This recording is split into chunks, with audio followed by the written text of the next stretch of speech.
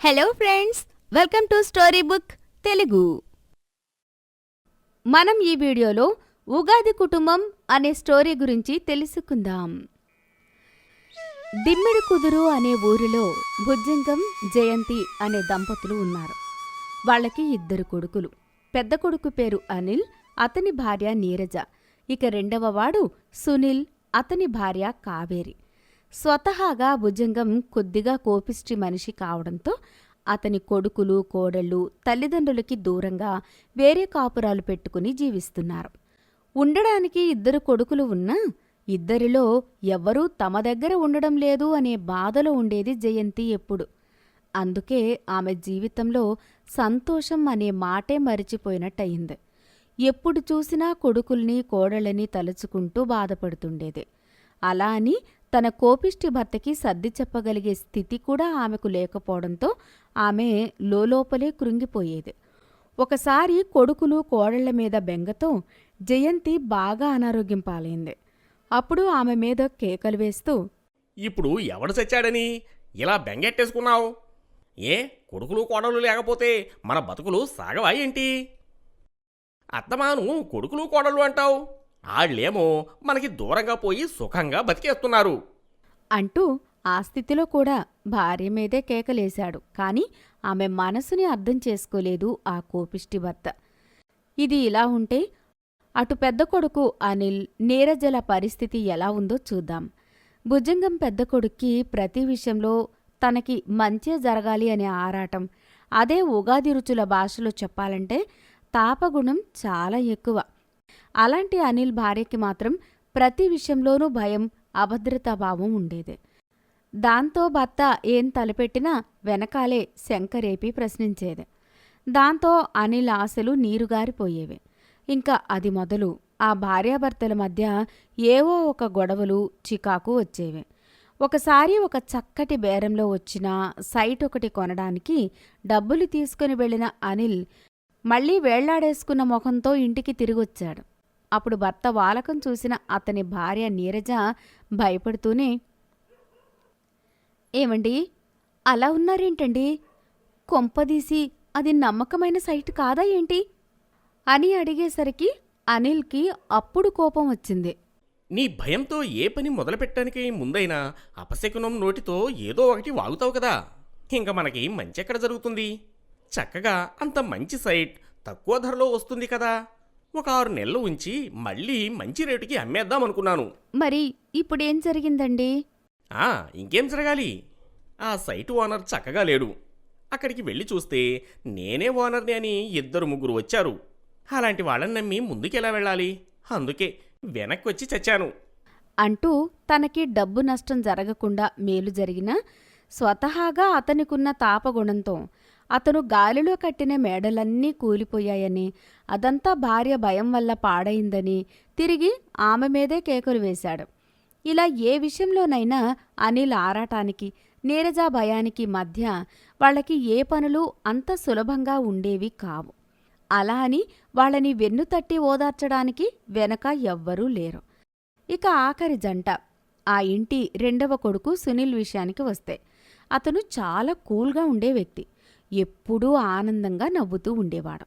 అలా ప్రశాంతంగా ఉండేవాడు కనుకే అతనికి ఎక్కువ స్వీట్స్ అంటే ఇష్టం ఉండేది. కాని అతని భార్య మాత్రం ప్రతి విషయానికి ఆందోళన స్వభావి. నిజానికి ఇలాంటి మనస్తత్వం ఉన్నవాళ్లు ఉమ్మడి కాపురాల్లో ఉన్నప్పుడు వెనుక పెద్దవాళ్లు ఉండి దిక్సూచిలా నడుపుతారు కనుక ఏ వ్యవహారమైనా తేలికగా నడిచిపోయేది. కాని ఇక్కడ ఉమ్మడిలో లేని కారణంగా తన తిప్పలు తానే పడేది.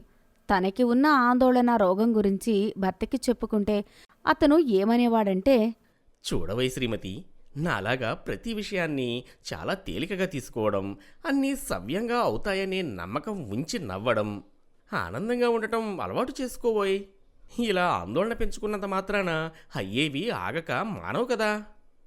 చాలేండి, మీకేం మీరు ఎన్నైనా చెప్తారు. నాకు ప్రతి విషయానికి టెన్షన్ వచ్చేస్తుంది. దానివల్ల డిప్రెషన్లోకి కూడా వెళ్ళిపోతున్నాను ఈ మధ్య. మీరు మాత్రం ప్రతిదానికి కూల్గా ఉంటారు, ఆనందంగా ఉంటారు అంటూ భర్త మీద ప్రేమగా ఈర్ష్యపడేది. ఈ విధంగా వేరువేరుగా ఉంటున్నా ఒకే కుటుంబ సభ్యులు మొత్తం ఉగాది షడ్రుచుల ఒక్కొక్కరిది ఒక్కో తీరు. నిజానికి వీళ్లే కాదు, ప్రతి ఇంట్లోనూ ఇలాంటి మనస్తత్వాలు చాలా సహజంగా ఉంటారు. కాని వాళ్ళందరూ ఒకే ఇంట్లో కలిసిన్నప్పుడు ఒకరి భావోద్వేగం మరొకరు తేలికపరుచుకుంటూ వెన్నుతట్టి భరోసా ఇస్తూ ముందుకి నడుపుతారు. కాని వీళ్ళు వేరు కాపురాలు ఉండడంతో ఇలా ఎవరి మనస్తత్వాలు వాళ్ళు తంటాలు పడుతున్నారు. ఒకరోజు భుజంగం ప్రాణ స్నేహితుడు, పైగా జయంతికి వైద్యం చేస్తున్న డాక్టర్ విశ్వం భుజంగంతో ఇలా అంటున్నాడు. చూడురా భుజంగం, నీకు నేను మన కాలేజ్ రోజుల నుండి ఒకటే విషయాన్ని చెప్పి చెప్పి విసిగిపోయాను. అసలు ప్రతి విషయానికి ఎందుకురా నీకు అంత కోపం? ఆ కోపాన్ని తగ్గించుకోరా, లేకపోతే ఆరోగ్యం కూడా పాడవుతుంది అని చెబుతూనే ఉన్నాను. కానీ నువ్వు వినలేదు. ఇప్పుడు చూడు, నీ కోపం కారణంగానే కదా కొడుకులు కోడళ్ళు మీకు దూరంగా ఉంటున్నారు. దానివల్లే కదా చెల్లెమ్మ ఇలా బాధపడుతూ బెంగపడుతుంది అంటూ ఇకనైనా కోపాన్ని కాస్త కంట్రోల్ చేసుకోమని, తల్లిదండ్రులకి దూరంగా ఉండడం వల్ల ఆ ఇద్దరు పిల్లలు ఎలా ఇబ్బందులు పడుతున్నారో కూడా భుజంగానికి చెప్పాడు. అప్పుడు నీరసంగా బెడ్ మీద ఉన్న జయంతి తన భర్తతో బుజ్జగింపుగా, ఏమండి, ఇప్పటికైనా నా మాట వినండి.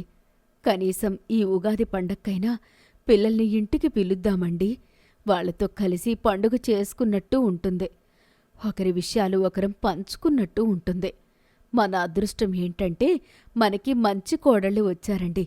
కేవలం మీ కోపం కారణంగా మీరు చేసే పనులు, దానివల్ల దుఃఖం ఆపుకోలేని నా ఏడుపులు చూసే పిల్లలు భయపడి మనకి దూరంగా ఉంటున్నారు. ఇక మనం మనలో ఈ 2 గుణాలనే తగ్గించుకుందామండి. మన పిల్లలు మన దగ్గరికి వస్తారండి అంటూ భర్తని ఒప్పించింది. ఇంకా డాక్టర్ విశ్వం రాయభారిగా వెళ్లడంతో ఉగాది పండుగ నాటికి ఆ ఇద్దరు కొడుకులు కోడళ్ళు పెద్దవాళ్ల దగ్గరికి వచ్చారు. అప్పుడు చాలా కాలం తరువాత అందరూ కలవడంతో ఎవరెవరి గుణాలని వాళ్ళు కంట్రోల్ చేసుకుంటూ ప్రవర్తించాలన్న ఆలోచనలోకి ఆటోమేటిక్గా వచ్చేశారు.